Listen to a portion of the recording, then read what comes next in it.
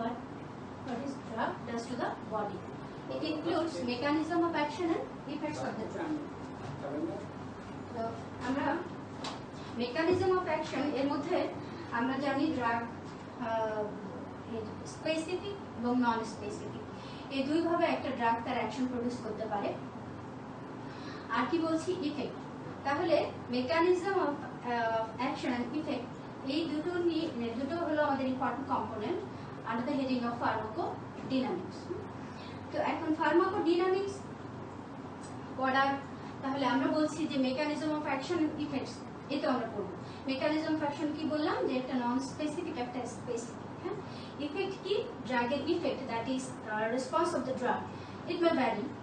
Response কি হতে পারে, বেশি হতে পারে।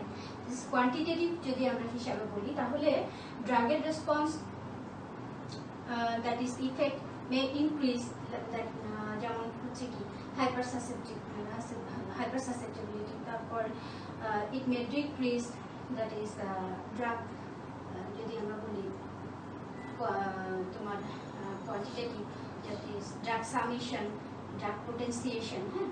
তারপর যদি আমরা কোয়ালিটেটিভ ভ্যারিয়েশন বা চিন্তা করি ড্রাগের ইফেক্টের রেসপন্সের, তাহলে আমরা বলি এখানে যে ইডিওসিনক্রেটিক অ্যাডভার্স মানে idiosyncrasy, allergy, that is immunological, genetic, হ্যাঁ।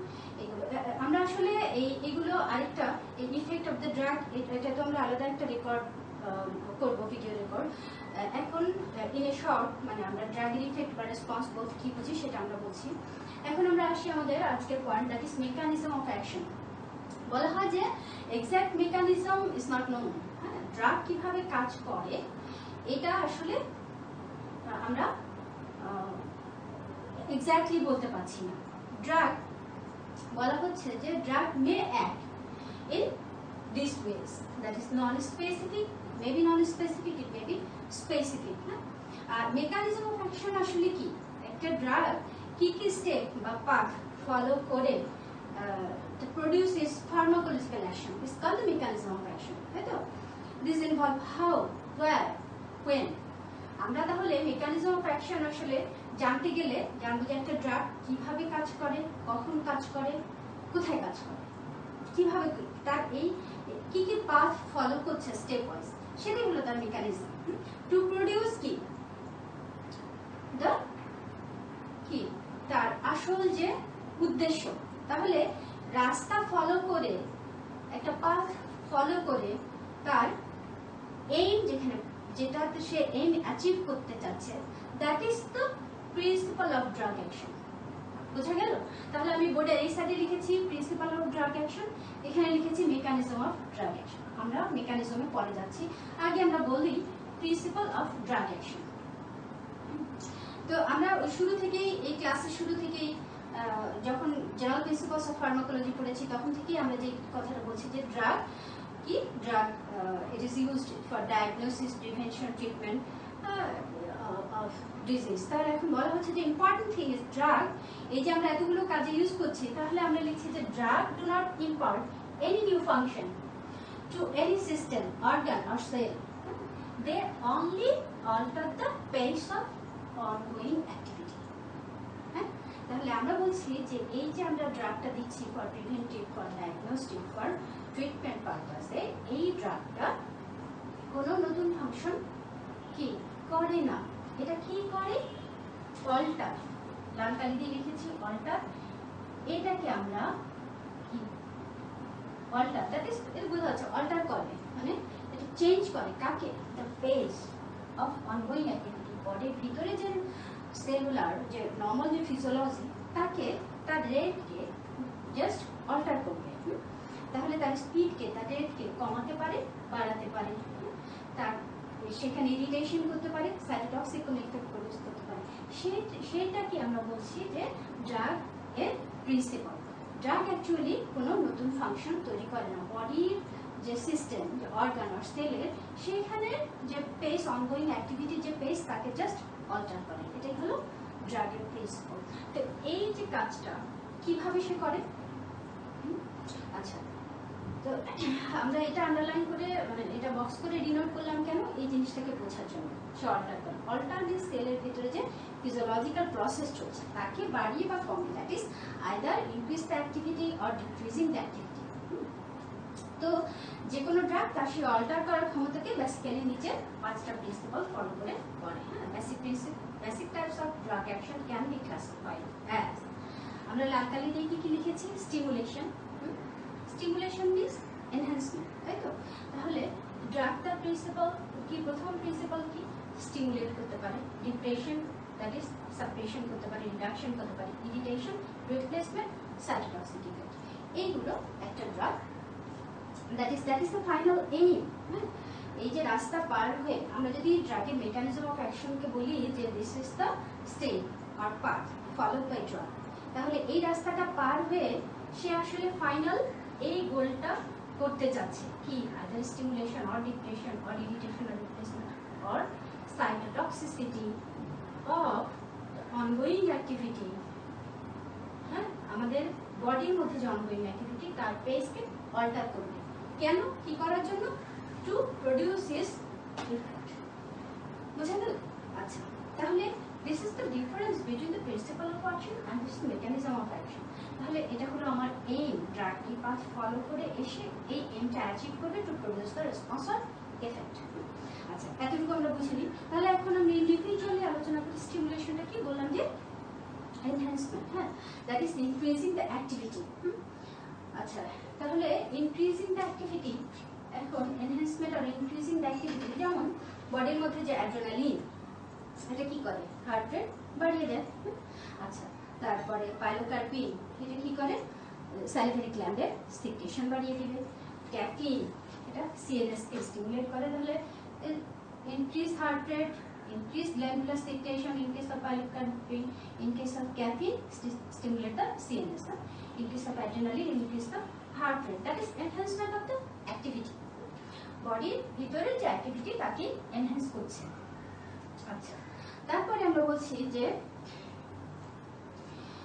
এই ডিপ্রেশন, দ্যাট ইজ এটা বোঝা যাচ্ছে যে রিডাকশন। আচ্ছা, এখানে একটু বলে নিই স্টিমুলেশনের যে excessive stimulation followed by depression. তার মানে একটা পয়েন্ট অফ রিটার্নে যখন স্টিমুলেট করা হচ্ছে বডির কোনো অনগোয়িং প্রসেসকে যখন অল্টার করার চেষ্টা করা হচ্ছে বাই এনহ্যান্সিং, তখন একটা পয়েন্ট অফ রিটার্নে গিয়ে যখন এনহ্যান্স বা স্টিমুলেট করবে তখন আর ফার্দার স্টিমুলেটেড হবে না, সেখান থেকে আবার ডিপ্রেশন শুরু হবে। এই পয়েন্ট অফ রিটার্ন থেকে আবার ডিপ্রেশন শুরু হবে। তাহলে আমরা বলছি যে excessive stimulation followed by depression, সেটা সেন্ট্রাল নার্ভাস সিস্টেম হোক, হার্ট রেট হোক বা স্যালিভারি সিক্রেশন, যেটাই হোক না কেন। আচ্ছা, আর second is depression, that is reduction of the activity. আমরা জানি বারবিটুরেট, বেনজোডায়াজিপিন, হ্যাঁ, এগুলো কি করে, সেন্ট্রাল নার্ভাস সিস্টেমকে ডিপ্রেস করে। হ্যাঁ, সেন্ট্রাল নার্ভাস সিস্টেমকে ডিপ্রেস করে। Quinidine, it can decrease the heart rate. হ্যাঁ, তাহলে এটা সিএনএস কে ডিপ্রেস করবে, সিএনএস কে ডিপ্রেস করবে, quinine decrease the heart rate. হ্যাঁ, আচ্ছা, অ্যাড্রেনালিন যেমন হার্ট রেটকে কি করছিল, বাড়াচ্ছিল, হার্ট রেটকে অ্যাড্রেনালিন বাড়িয়ে দেয়, সেরকম বারবিটুরেট সিএনএস কে ডিপ্রেস করে, ক্যাফিন কি করে, সিএনএস অ্যাক্টিভিটি বাড়িয়ে দেয়। হ্যাঁ, তাহলে এই যে স্টিমুলেশন, ডিপ্রেশন, তারপর কি বলছে না, ইরিটেশন। ইরিটেশনটা আসলে কি নন সিলেক্টিভ ড্রাগ, যেমন কি বলবো, এটা নির্দিষ্ট কোনো আমাদের কোনো সিলেক্টিভিটি ফলো করে না, জাস্ট যেমন পেইন রিলিভিং বাম, এটা যদি আমরা ওই লোকালি অ্যাপ্লাই করতে থাকি তাহলে এটা কি করে, ইরিটেশন করে ওখানে পেইন রিলিভিং যে অ্যাক্টিভিটি সেটা অ্যাচিভ করতে চেষ্টা করে। ড্রাগের এক্সেসিভ স্টিমুলেশন এর ফলে ইনফ্লামেশন হতে পারে, তাহলে এটাও তার অল্টার করার একটা ক্ষমতা, মানে একটা প্রিন্সিপল ড্রাগের। Then replacement, that is use of natural metabolites hormone in deficiency state.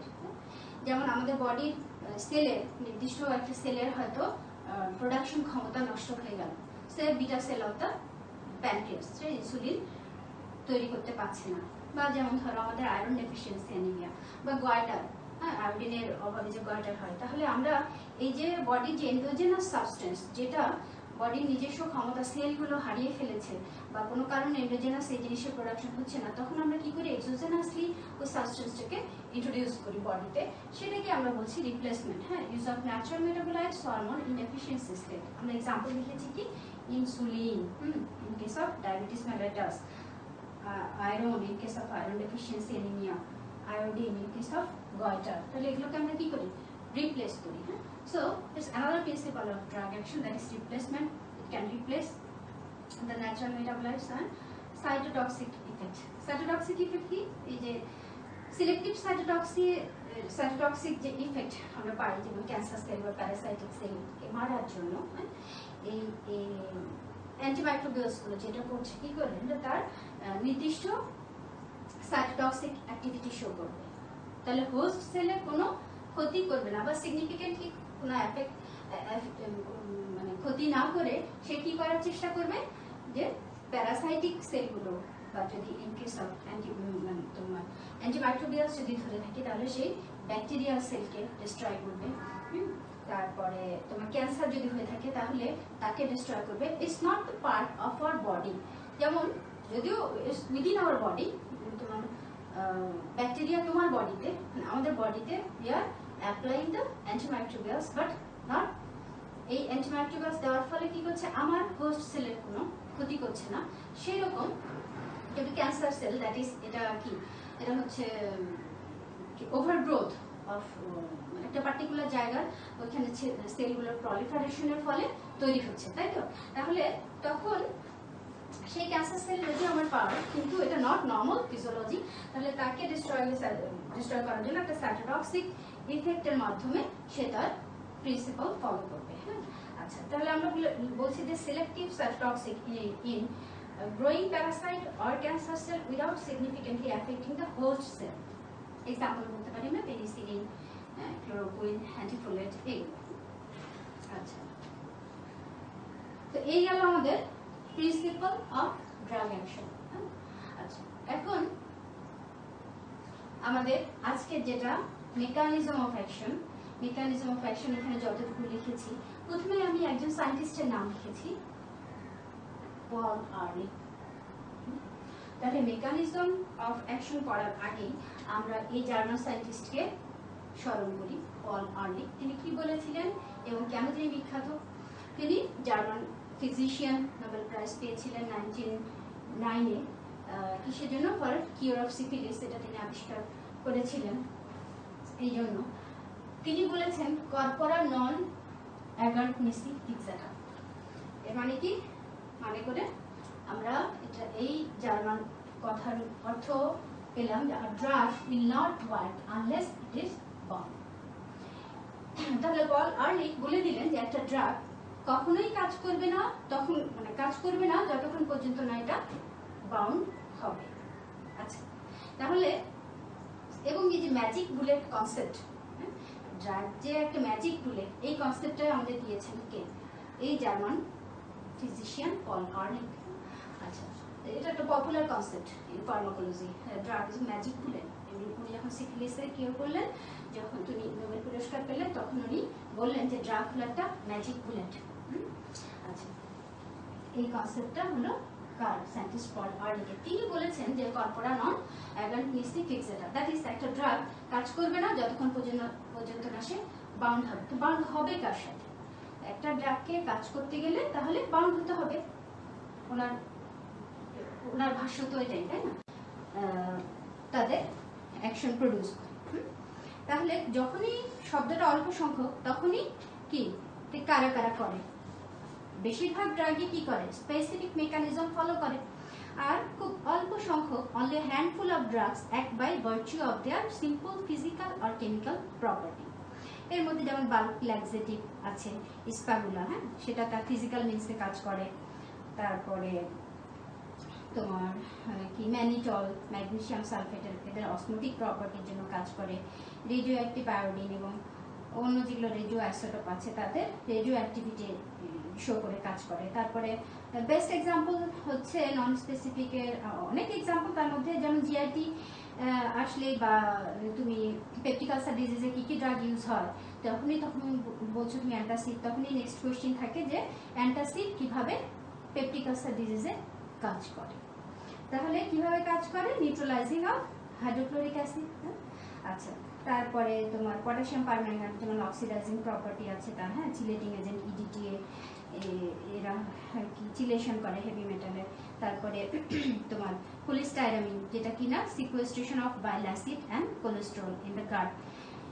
এরা হলো ড্রাগের নন স্পেসিফিকের এক্সাম্পল। হ্যাঁ, তাহলে আমরা বলছি যে নন স্পেসিফিক যারা তারা ডিরেক্ট কেমিক্যাল ইন্টারাকশনের মাধ্যমে করতে পারে, তাদের ফিজিক্যাল মিনসও ড্রাগের অ্যাকশন প্রডিউস করতে পারে। হ্যাঁ, direct chemical interaction, direct chemical interaction যেমন এই যে বললাম যে পেপটিক আলসার ডিজিজে we are discussing about the mechanism of action of the drug.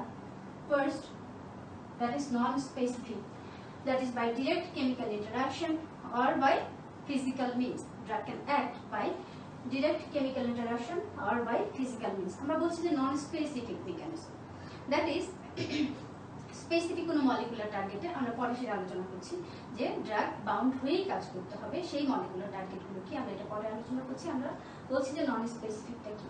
তাহলে ডিরেক্ট কেমিক্যাল ইন্টারাকশন বললাম যে তোমাকে পেপটিক আলসার ডিজিজ বলা হলো যে পেপটিক আলসার ডিজিজ তোমরা যখন জিআইটি বোর্ডে আছো পেপটিক আলসার ডিজিজ বা এটা একটা রিটেনারও কোশ্চেন পেপটিক আলসার ডিজিজে what are the drug used in peptic ulcer disease. তাহলে প্রথমে তুমি লিখলে কি acid neutraliser, that is antacid, তাই তো। আচ্ছা, অ্যাসিড নিউট্রালাইজার হিসেবে তুমি অ্যান্টাসিড ইউজ করবে পেপটিক আলসার ডিজিজে কি করার জন্য? পেপটিক আলসার ডিজিজে কি হচ্ছে? Pain, epigastric pain. কেন এই পেইনটা কেন হচ্ছে? Because of mucosal irritation. Irritation কে করছে? হাইড্রোক্লোরিক অ্যাসিড, একটা স্ট্রং অ্যাসিড, এটা যে তোমার স্টমাকে সিক্রেশন হচ্ছে এবং এটা হয়ে মিউকোজাল ইরিটেশন হচ্ছে। মিউকোজাল যে ব্যারিয়ার, যে প্রোটেকশন ক্ষমতা আইদার তার কি প্রোস্টাগ্ল্যান্ডিন যেটা মেনটেন করে সেটা কোনো কারণে ডিস্টার্ব হয়েছে বা হাইড্রোক্লোরিক অ্যাসিড সিক্রেশন এক্সেসিভ হচ্ছে। তখন এই হাইড্রোক্লোরিক অ্যাসিডটাকে আমি নিউট্রালাইজ করব কি দিয়ে? বাই অ্যাপ্লাইং কি অ্যালকালি। তাহলে এই অ্যালকালিটা কি হতে হবে আমার? সিস্টেমিক ও নন সিস্টেমিক? সিস্টেমিক হলে তো সিস্টেমে চলে যাবে, সিস্টেমিক অ্যালকালিসিস তৈরি করবে। তাহলে আমার এই অ্যালকালিটা হতে হবে নন সিস্টেমিক, তাহলে ওখানেই কাজ করবে। আমরা অ্যাপ্লাই করি কি? ম্যাগনেসিয়াম হাইড্রোক্সাইড আর অ্যালুমিনিয়াম ট্রাইসিলিকেট, এই কম্বিনেশনটাকে আমরা চয়েস করি। তাহলে হাইড্রোক্লোরিক অ্যাসিড একটা স্ট্রং অ্যাসিড, তাকে আমি অ্যালকালি দিয়ে নিউট্রালাইজ করছি, এটা কি কেমিক্যাল ইন্টারাকশন। আচ্ছা, তারপরে যেমন ধরো হেপারিন যদি অনেক বেশি হয়ে যায়, মানে হেপারিন পয়জনিং, হ্যাঁ, তাহলে আমি প্রোটামিন সালফেট দিচ্ছি, directly act on heparin and neutralise the action of heparin. হ্যাঁ, এটাও কি ডিরেক্ট কেমিক্যাল ইন্টারাকশন। তারপরে কি বলছি? ফিজিক্যাল মিনসে ড্রাগ কাজ করে। ফিজিক্যাল মিনসে ড্রাগ কাজ করে মানে কি? ড্রাগের প্রেজেন্সটাই হলো ড্রাগের মেকানিজম, ড্রাগের প্রেজেন্সই হলো ড্রাগের মেকানিজম। যেমন আমি জানি না বোর্ডটা দেখা যাচ্ছে কিনা, ম্যাগনেসিয়াম সালফেট এবং 7 মলিকুল অফ ওয়াটার, এটা তোমরা কেমিস্ট্রিতে পড়েছো, কি বলে এটাকে? Epsom salt. Magnesium sulphate 7 molecule of water, এটা কি ইপসম সল্ট তোমরা কেমিস্ট্রিতে পড়েছো। ওই একই জিনিসকে আমরা বলছি কি? এটা milk of magnesia. Milk of magnesia জিনিসটা কি? That is পারগেটিভস। পারগেটিভস আমরা কোন ড্রাগকে বলি? সেই ড্রাগগুলোকে যারা কিনা কনস্টিপেশন রিলিভ করে, তাই তো।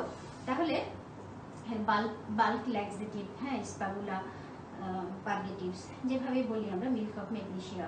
তো এই মিল্ক অফ ম্যাগনেসিয়া যখন আমরা দিচ্ছি magnesium sulphate 7 molecule of water, তাই তো। তাহলে ম্যাগনেসিয়াম সালফেট আমি দিলাম, এটা এখন কি হচ্ছে? নিউরোপার ইন্টেস্টাইনে ম্যাগনেসিয়াম অ্যান্ড সালফেট এভাবে ডিসোসিয়েট হয়ে যাচ্ছে, ঠিক আছে। তাহলে দুটো তোমার অসমোটিক্যালি অ্যাক্টিভ পার্টিকেল আলাদা হয়ে যাচ্ছে। এই যখন এর অসমোটিক্যালি অ্যাক্টিভ পার্টিকেল এই দুটো আলাদা হয়ে যাচ্ছে, ডিসোসিয়েট হয়ে যাচ্ছে, তখন এদের চারদিকে একটা ওয়াটার জ্যাকেট তৈরি হয়ে যাচ্ছে। ওয়াটারটা কোথায় পেলো তারা? Water gain from intestine and the food content, সেখান থেকে এদের চারদিকে ওয়াটার জ্যাকেট তৈরি হয়ে যাবে বিকজ দে আর অসমোটিক্যালি অ্যাক্টিভ। আচ্ছা, এখন ওয়াটার জ্যাকেট তৈরি হওয়ার ফলে এটা কি হবে? লার্জার মলিকুল ফর্ম করবে। এই লার্জার মলিকুলগুলো কি অ্যাবজর্ব হবে না। তাহলে এই লার্জার মলিকুল যারা অ্যাবজর্ব হচ্ছে না এখন ইন্টেস্টাইনে আছে, তাহলে এরা কি করবে? Stretches over the time. যখন স্ট্রেচিং করবে তখন ওখানে কি আছে, মায়োট্রিক প্লেক্সাস স্টিমুলেটেড, তখন পেরিস্টালটিক মুভমেন্ট বেড়ে যাবে। পেরিস্টালটিক মুভমেন্ট যখন বেড়ে গেল তখন কি তার evacuation, that is relief of constipation। তাহলে তুমি দিচ্ছ max salt with 7 molecule of water, কেমিস্ট্রিতে যেটাকে তুমি এপসম সল্ট হিসেবে বলেছো সেটাকে আমরা বলছি ম্যাগনেসিয়াম সালফেট, হ্যাঁ সেটাকে আমরা বলছি ম্যাক্স সাল্ট, সেটাকে আমরা বলছি কি we are applying for as কি তোমার পারবিটিউস, হ্যাঁ তাহলে বাল্ক ফর্মিং স্পাগুলা। তাহলে এটাকে যখন আমি দিলাম এটা ডিসোসিয়েট হয়ে গিয়ে এভাবে তার প্রেজেন্সটাই হলো তার অ্যাকশন, এভাবে কাজ করে। এরকম এক্সাম্পল, যেহেতু আমরা বলছি যে নন স্পেসিফিক মেকানিজমে খুব কম সংখ্যক ড্রাগ কাজ করে, তাই এর কিছু কিছু এক্সাম্পল আমাদের জেনে রাখা ভালো। তারপরে আরেকটা এক্সাম্পল যেমন ম্যানিটল, এটাও একটা ইম্পর্টেন্ট এক্সাম্পল, ম্যানিটল বা ডেক্সট্রন। হ্যাঁ এরা এই ম্যানিটল বা dextran filtered by the glomerular membrane, এরা কি হয় না এখানে কোন রিঅ্যাবজর্বড হয় না, সিক্রেটেডও হয় না। তাহলে এই যে presence of osmotically active ion in renal tubules, এরা তখন কি করে, extruded with huge amount of water and produces diuresis, ঠিক আছে। we are discussing about the non specific mechanism of drug action। আচ্ছা, now come to the specific mechanism। তাহলে specific কথাটা বলে দিচ্ছে যে এখানে ড্রাগ অ্যাকশন প্রডিউস করবে তার স্পেসিফিক টার্গেটের সাথে বাইন্ড করবে। তাহলে এই মলিকুলার টার্গেটগুলো কি, এই স্পেসিফিক মলিকুলার টার্গেটগুলো হচ্ছে 4টা মেইন ফাংশনাল প্রোটিন, মূলত 4টা মেইন ফাংশনাল প্রোটিন মূলত। হ্যাঁ আচ্ছা, তাহলে পল আর্লি ওনার কথা ঠিক আছে যে corpora non agonistic fixator because most of the drug bound with the functional protein and produces the action। Corpora non agonistic fixator, তাহলে ড্রাগ যেটা ম্যাজিক বুলেট, আমরা বলছি যে specific mechanism of drug action, এখানে 4টা জিনিস আমরা লিখেছি কি, এনজাইম, আয়ন চ্যানেল, ট্রান্সপোর্টার আর ক্যারিয়ার, দেন রিসেপ্টর, ঠিক আছে। তাহলে প্রথমে আমরা আসি কি এনজাইম। তা এনজাইমটার সাথে যখন আমরা বলছি যে এনজাইম কি, এনজাইম এগুলো সব কি প্রোটিন ইন নেচার, এই প্রত্যেকটাই প্রোটিন ইন নেচার। এখন বলা হচ্ছে যে এনজাইম সাবস্ট্রেট কমপ্লেক্স তৈরি হবে, এনজাইম সাবস্ট্রেট কমপ্লেক্স তৈরি হয়ে তারপরে তার অ্যাকশন প্রডিউস করবে। অ্যাকশন প্রডিউস করছে কিভাবে, এনজাইম সাবস্ট্রেট কমপ্লেক্স তৈরি করে। তাহলে এটা যদি আমরা এনজাইম বলি, এটা যদি একটা সাবস্ট্রেট হয়, তাহলে গিয়ে যখন এই সাবস্ট্রেট এই এনজাইমে লাগবে তখন এটা তৈরি হবে এনজাইম সাবস্ট্রেট কমপ্লেক্স। আচ্ছা, that will produce the pharmacological effect, that will produce the biological effect। যদি এটা ড্রাগ হয়ে থাকে তাহলে এটা প্রডিউস দ্য ফার্মাকোলজিক্যাল ইফেক্ট, তাই তো। এখন এই এনজাইম সাবস্ট্রেট কমপ্লেক্সের ক্ষেত্রে আমরা বলছি যে এনজাইমটাকে যদি আমরা একটা তালা চিন্তা করি, একটা লক, তাহলে সাবস্ট্রেট হলো একটা কি। তাহলে এই সাবস্ট্রেটটাকে ফাংশনাল স্ট্রাকচারালি এমন হতে হবে যে এই লকটা খোলার জন্য স্পেসিফিক স্ট্রাকচার সিমিলারিটি থাকতে হবে, structure as well as functional similarity থাকলে পরে এই স্পেসিফিক লকটাকে খোলার জন্য স্পেসিফিক কি যখন আসবে তখন এটা কি তৈরি করবে, enzyme substrate complex, that will produce, এবার নিচে এসে যখন কাজ করবে that will produce the product. যদি এনজাইম যেটা সাবস্ট্রেট আসলো সেটা যদি এখানে বাইন্ড করতে না পারে, যদি এটা বাইন্ড করতে না পারে, স্ট্রাকচার সিমিলারিটি আছে, লাইক এটা সাবস্ট্রেট না, এটা যদি সাবস্ট্রেট ধরি তাহলে তার structure as well as functional similarity আছে। আর এটা যদি কোনো ইনহিবিটর হয়ে থাকে তাহলে এটা এসে এখানে তার স্ট্রাকচারাল সিমিলারিটি আছে বটে কিন্তু ফাংশনাল সিমিলারিটি থাকবে না।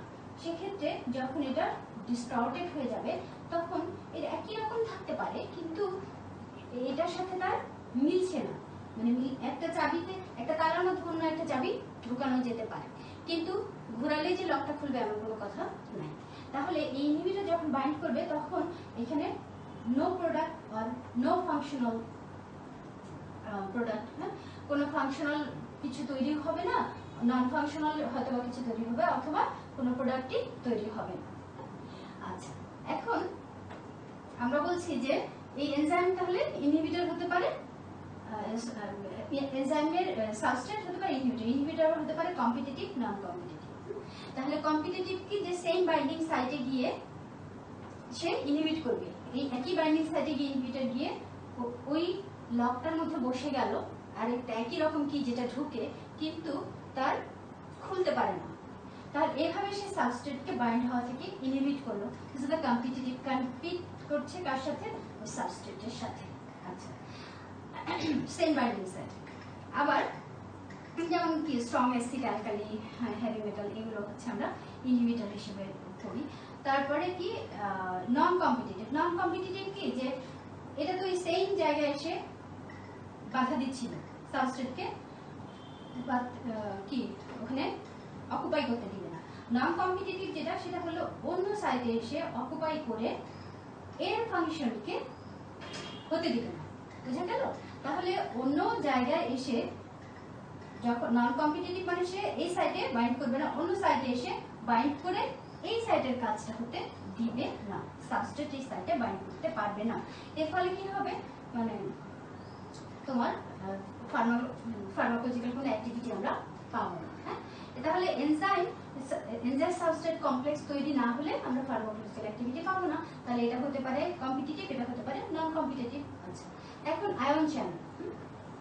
আয়ন চ্যানেল যেমন একটা আয়ন চ্যানেলকে আয়ন চ্যানেল মানে চ্যানেল বলা হচ্ছে যে এটা একটা পাথ চ্যানেল, সেটা আয়ন এক্সট্রাসেলুলার থেকে ইন্ট্রাসেলুলার বা ইন্ট্রাসেলুলার থেকে এক্সট্রাসেলুলার যেই চ্যানেলের মাধ্যমে যাবে আসবে। এটা যদি পটাশিয়াম হয়ে থাকে তাহলে আমরা বলি পটাশিয়াম চ্যানেল, যদি সোডিয়ামের জন্য প্যাসেজ হয়ে থাকে সোডিয়াম চ্যানেল, ক্যালসিয়ামের জন্য হলে ক্যালসিয়াম চ্যানেল, ক্লোরাইডের জন্য হলে ক্লোরাইড চ্যানেল। হ্যাঁ, আচ্ছা, তো এইটা হলো আয়ন চ্যানেল। এখন এই আয়ন চ্যানেলটা হতে পারে লাইগেন্ড গেটেড, আমরা তিন রকম ভাবে পড়ি এটা। লাইগেন্ড গেটেড হতে পারে, জি প্রোটিন কাপল, জি প্রোটিন রেগুলেটেড হতে পারে, ভোল্টেজ গেটেড হতে পারে। ঠিক আছে, তাহলে এখন লাইগেন্ড গেটেড আয়ন চ্যানেল বোঝা যাচ্ছে যে লাইগেন্ড কি আমরা বলছি যে ড্রাগের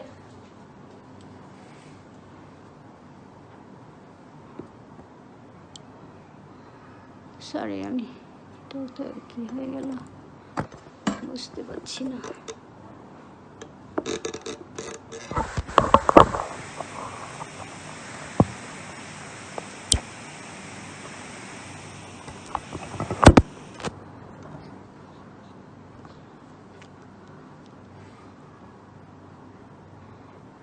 এই জায়গাটাকে একটু স্পেসিফিক করতে চাচ্ছি।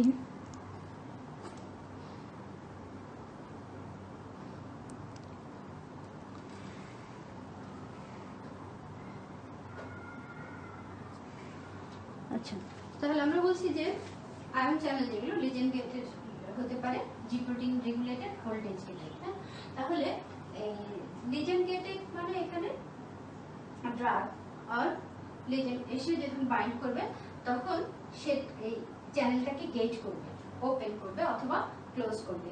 জি প্রোটিন রেগুলেটেড যেটা আমরা জি প্রোটিন যখন আমরা রিসেপ্টর পড়বো যে ক্লাসে, সেই ক্লাসে আমরা জি প্রোটিন রেগুলেটেড চ্যানেল সম্পর্কে পড়বো।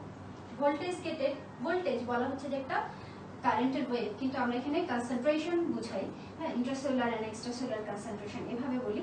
তাহলে সেইটাকে বলা হচ্ছে যে ভোল্টেজের দ্যাট ইজ কনসেন্ট্রেশন যদি কম বেশি হয় তাহলে পরে এই চ্যানেল ক্লোজ করে বা ওপেন করে। এখানে যেমন আমি আঁকার চেষ্টা করেছি যে চ্যানেলের মডুলেটর, এটা ইন্টারসেলুলার এক্সট্রাসেলুলার ভাবে দেখিয়েছি। এখন নর্মালি চ্যানেলটা কি একটা ব্লকার দিয়ে ব্লক অবস্থায় আছে। হ্যাঁ, আচ্ছা, তাহলে যখন কোনো কিনা ওপেনার এখানে অকুপাই করবে তখন এটা কি করবে, আস্তে আস্তে এখানে একটা সিগন্যাল পাঠাবে টু ওপেন দিস চ্যানেল। হ্যাঁ, তাহলে এখানে বাইরে যেটা ছিল এক্সট্রাসেলুলার যে প্রোডাক্টগুলো ছিল সেগুলো তখন আস্তে আস্তে এই আয়নগুলো আস্তে আস্তে, it may be calcium, it may be potassium, it may be sodium, তখন এটা কি ভিতরে আসবে। হ্যাঁ, আচ্ছা, এই চ্যানেল তাহলে তখনই ওপেন হবে যখন এখানে অকুপাই করবে কি একটা ওপেনার। হ্যাঁ, আচ্ছা, যেমন আমরা বলি যে আমরা নরমালি কি সোডিয়াম চ্যানেল, আমি চাচ্ছি না যে এক্সট্রাসেলুলার সোডিয়ামটা ইন্ট্রাসেলুলার আসুক, এক্সট্রাসেলুলার সোডিয়ামকে আমি ইন্টারসেলুলারে আসতে দিব না। তাহলে আমি দিলাম সোডিয়াম চ্যানেল ব্লকার। কেন? সোডিয়ামটা যখনই এক্সট্রাসেলুলার থেকে ইন্টারসেলুলার আসছে তখনই হাইপারটেনশন, ব্লাড প্রেশার বেড়ে যাচ্ছে। তো ব্লাড প্রেশার যেন না বাড়ে এই জন্য আমি কি করছি, এখানে একটা চ্যানেল ব্লকার দিলাম। তাহলে আমার ব্লাড প্রেশার কন্ট্রোলে থাকলো। আমি যদি চাই ক্যালসিয়াম না ঢুকুক তাহলে আমি ক্যালসিয়াম চ্যানেল ব্লকার দিব। আচ্ছা, এইরকম। তাহলে তারপরে আমরা আসি যে কি next functional protein is the transporter, the carrier. Transporter বা carrier. Transporter মানে বোঝা যাচ্ছে যেটা ট্রান্সপোর্ট করে। কিভাবে ট্রান্সপোর্ট করে? সাবস্ট্রেটের মুভমেন্ট করে with the help of specific transporter. যেমন এখানে একটা সাবস্ট্রেট যদি বাইন্ড করে তাহলে সে ক্লকওয়াইজ মুভ করবে।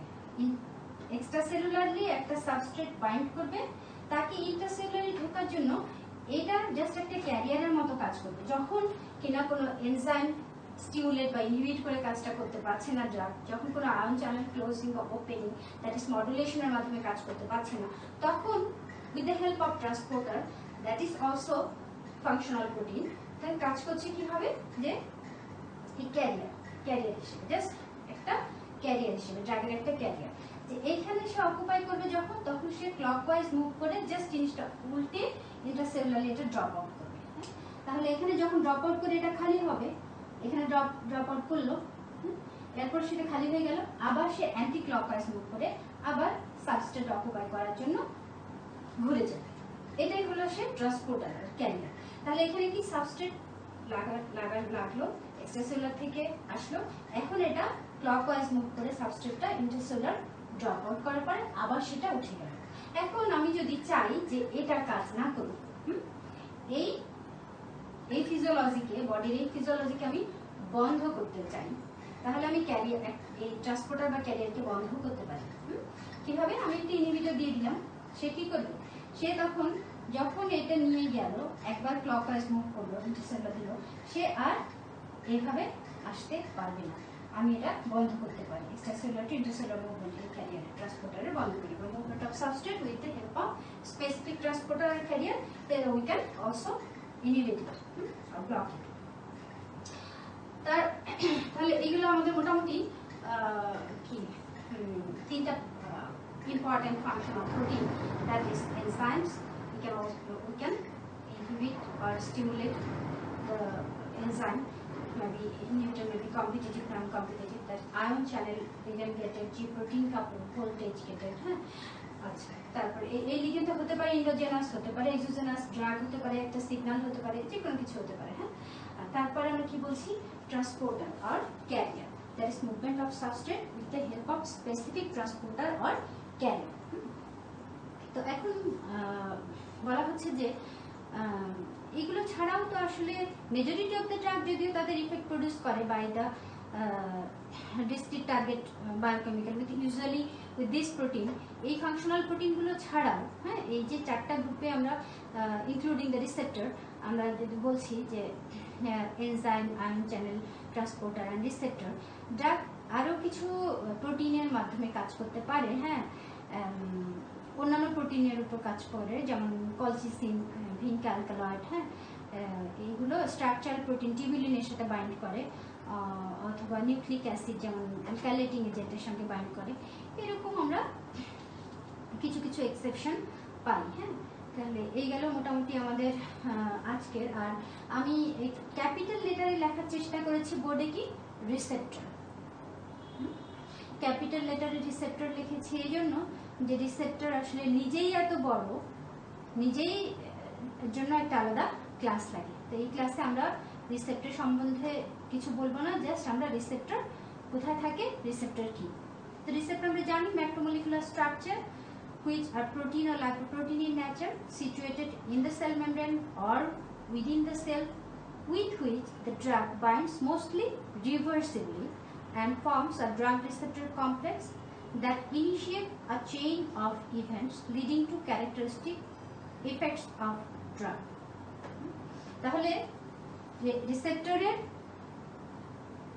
সংজ্ঞাতে আমরা বলছি যে রিসেপ্টর কি, এটা থাকতে পারে কোথায় situated, outside the cell membrane or within the cell, cell সারফেসে থাকতে পারে অথবা within the cell, that is within the cytoplasm or nucleus or within the cell surface. বলে দিচ্ছে রিসেপ্টরের লোকেশন, তার ডেফিনিশনে বলে দিচ্ছে। আমরা বলছি এটা একটা ম্যাক্রোমলিকুলার স্ট্রাকচার। তো এখন এই macromolecular structure protein, lipoprotein in nature situated in the cell membrane or within the cell, হ্যাঁ, যখনই এখানে কেউ বাইন্ড করবে, কে বাইন্ড করবে এখানে? কোনো সিগন্যাল। অ্যাকচুয়ালি রিসেপ্টর এর নিজে কোনো কাজ নাই, এ কি করে? এ জাস্ট একটা সিগন্যালকে আইডেন্টিফাই করে, একটা সিগন্যালকে সে আইডেন্টিফাই করে, আর কিছু না। তাহলে ডেফিনিট সিগন্যালকে আইডেন্টিফাই করে, সেটা এক্সোজেনাস হতে পারে, এক্সোজেনাস হতে পারে।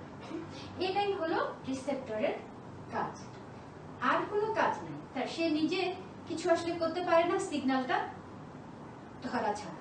এটাই হলো ইম্পর্টেন্ট জিনিস। তাহলে আমরা এগুলো পরের ক্লাসে জানবো। যেমন আমি রিসেপ্টর খুব সংক্ষেপে এখানে বলি যে এই যে রিকগনাইজ করা, ডেফিনিট সিগন্যালকে রিকগনাইজ করা, যেমন আমি এখানে আমার অফিসে রুমের মধ্যে আছি, বাইরে থেকে একজন লোককে আমার রুম পর্যন্ত নিয়ে আসতে হবে, সেই লোক কখনো আমার অফিসে আসেনি। তাহলে আমি এমন একজনকে পাঠাবো যে সেই লোকটাকে চেনে। তাহলে এক্সট্রা সেলুলার অনেক কিছুই আছে যার মধ্যে থেকে রিকগনাইজ করে বাইরের রাস্তায় অনেক লোকজন যাচ্ছে, যার থেকে আমার ওই পরিচিত লোকটাকে চিনে আমার অফিস পর্যন্ত নিয়ে আসার জন্য একজনকে আমি দায়িত্ব দেওয়া হলো। he or she can recognize that particular person and extracellular to intercellular, বাইরে থেকে ওই রাস্তায় অসংখ্য লোকজন হেঁটে যাওয়ার মধ্যে থেকে পার্টিকুলার লোকটাকে ধরে নিয়ে এসে ইনসাইড ইন মাই অফিস আমার সাথে মিট করিয়ে দিবে, তাকেই আমরা বলছি কি? রিসেপ্টর। তাহলে বোঝা গেল জিনিসটা হচ্ছে যে সিগন্যাল ক্যাচ, ও হচ্ছে সিগন্যালটাকে ক্যাচ করবে।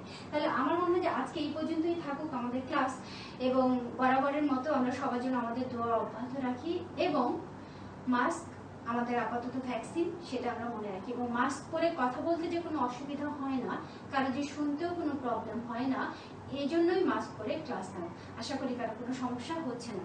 তো সবাই আমরা ভালো থাকি এবং সবাই সবার জন্য দোয়া অব্যাহত রাখি। সবাইকে আবারও সালাম ও শুভেচ্ছা জানিয়ে আমরা